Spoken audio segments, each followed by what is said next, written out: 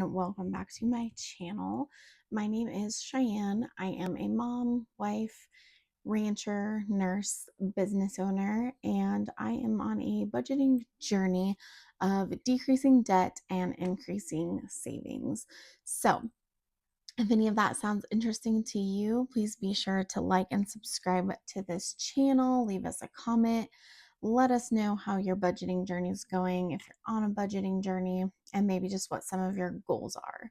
So, we are going to be doing a budget walkthrough today, and we are going to be budgeting for the month of September.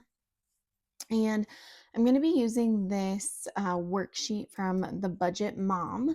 And I just love her worksheets and her workbooks.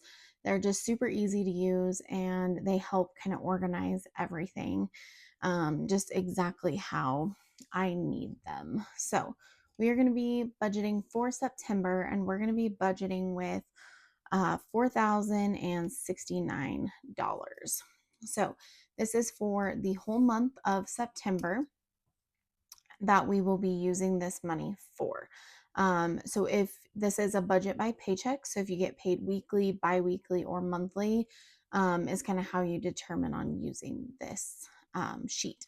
So first, I am going to start with my fixed expenses or my bills. So these are things that you know are coming out every single month, like your internet bill, phone bill, maybe you have a mortgage or rent. These are things that you're going to put in this category. So I'm going to start off by just writing all those down, and then we'll add in our values.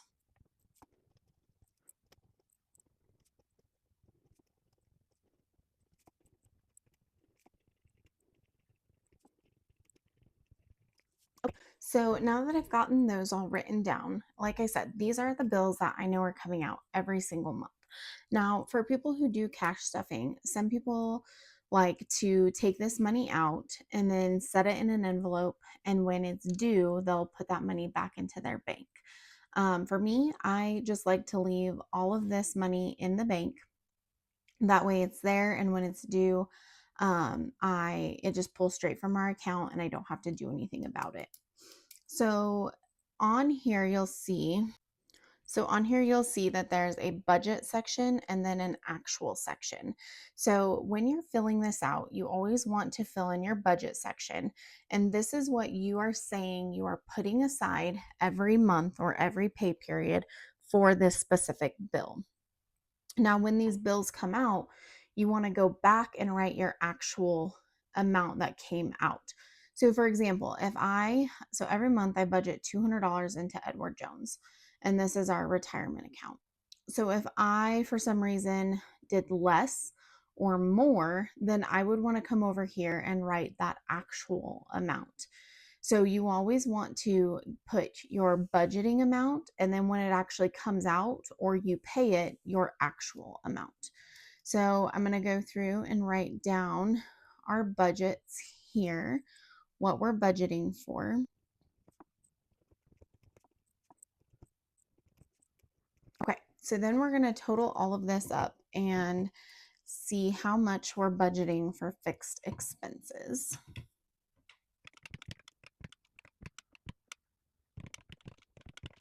Perfect. So we are going to then put our total here, 1857. So on this worksheet, once you fill out a box, right, you have your total, and then you are going to want to take what you're budgeting with and subtract that from this total.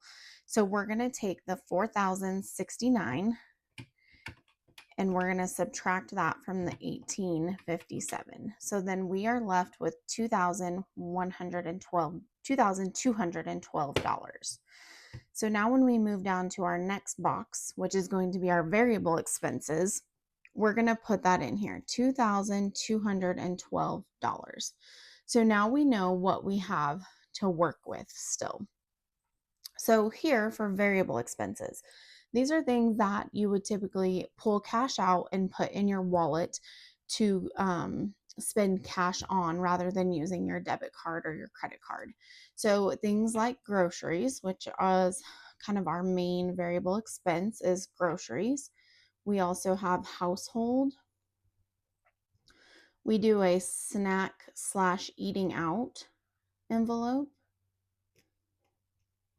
We do a self-care envelope.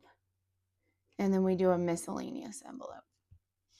So I'll write in our budgets here. So we do 600, 200, 300, 375. So we're going to do the same thing we did up here. We're going to calculate our variable expenses. So we have 600 plus 200 plus another 675. So we have 1475 that we are budgeting for our variable expenses. Now, when we do our leftover, which I forgot to write here, there we go. So when we do our leftovers for when we're going to move to our savings, we're going to take this this number, the 2,212, and we're going to subtract it from the 1,475. So we should be left over with $737. So now we're going to move up to our savings goals. And in this leftover spot, we're going to write 737. So now this is where you get to set money aside. Or if you're paying off debt, you may want to put all of that money down here into debt. So maybe you have a credit card or a car payment or a school loan or something like that, and you want to just put any money you have extra towards that debt. That's where you can move down here into the debt category and put that money. But for me, we're going to put that money towards our savings goals.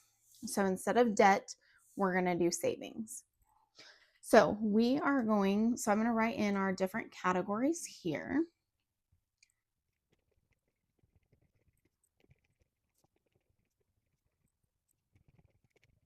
Okay, so these are the different categories that we are going to be putting this money towards. So we are going to be doing 50 towards our 100 envelope challenge, 50 into Christmas, 50 into birthday, 100 into vacation, 50 into gifts, and then 70 for dishes. So I had bought some new plates and bowls for us. And so basically this is just repaying our checking account for those dishes that I already bought. So now I want to take what I have written down so far and subtract it from what's left over. And whatever is left over, I'm going to put towards the house repairs. I have 367 left over going into house repairs.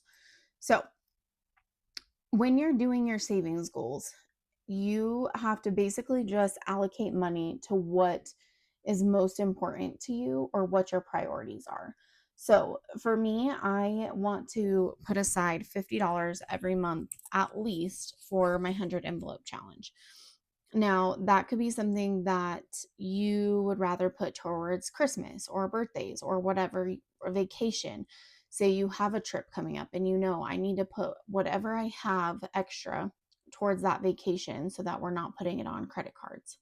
That's where you have to decide what's most important to you and where you want your money to go. So I am just slowly saving up for Christmas.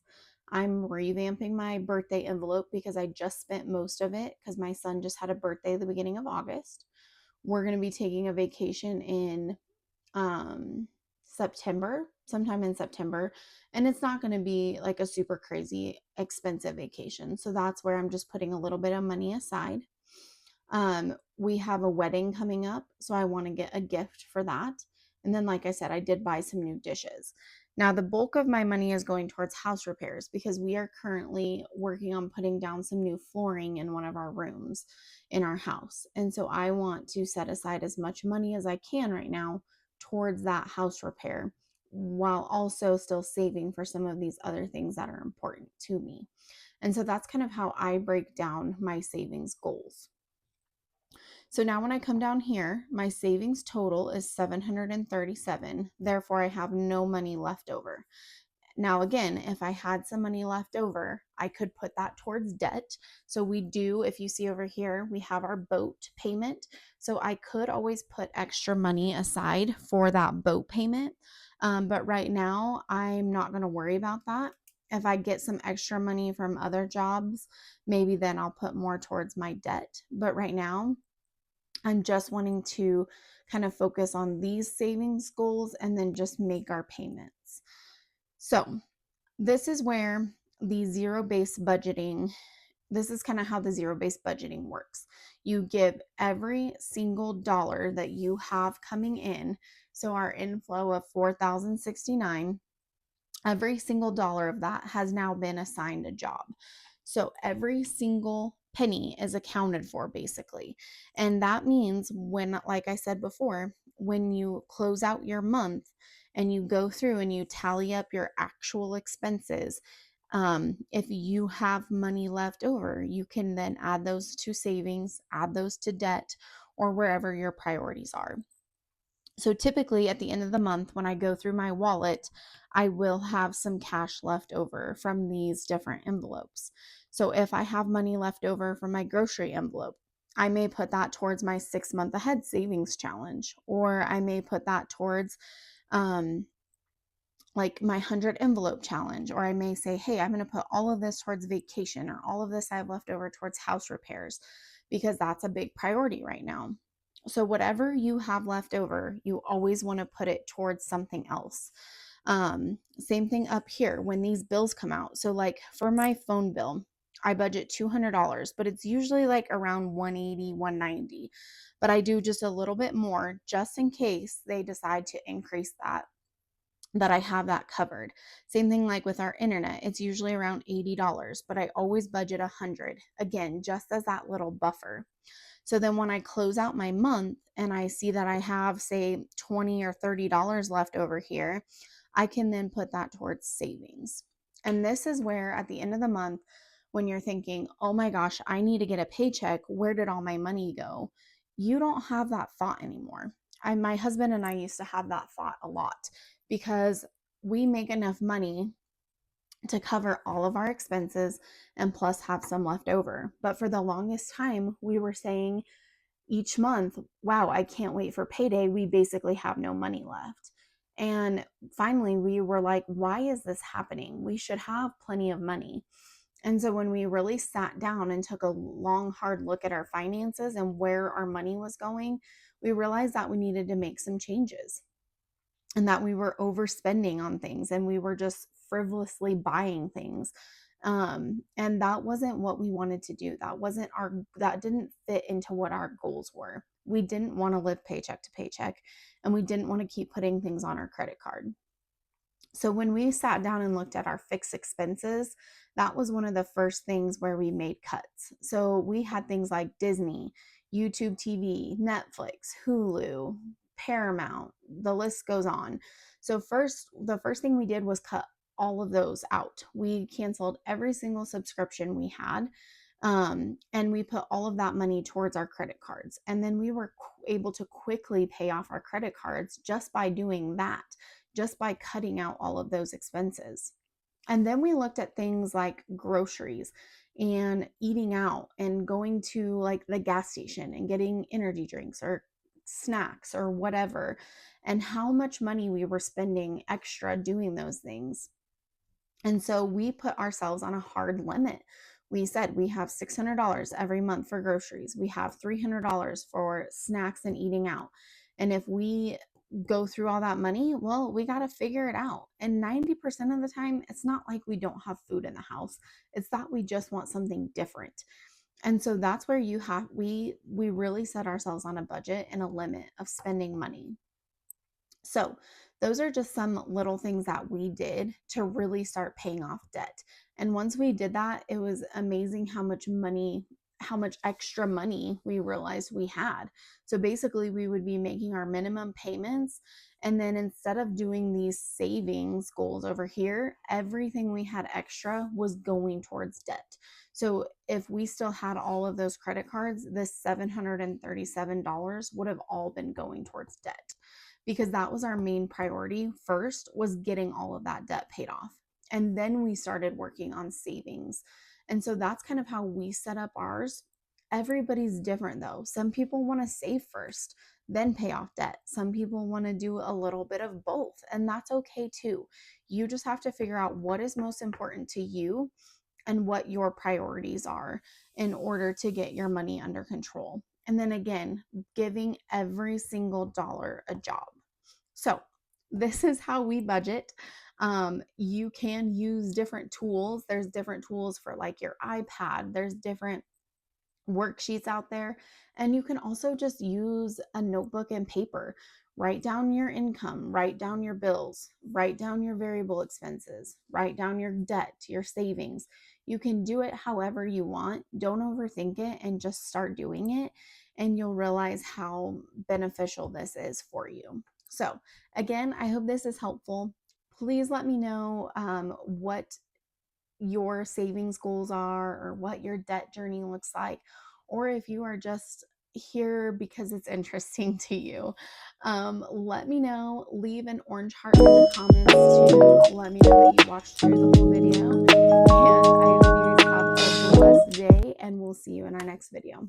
Bye.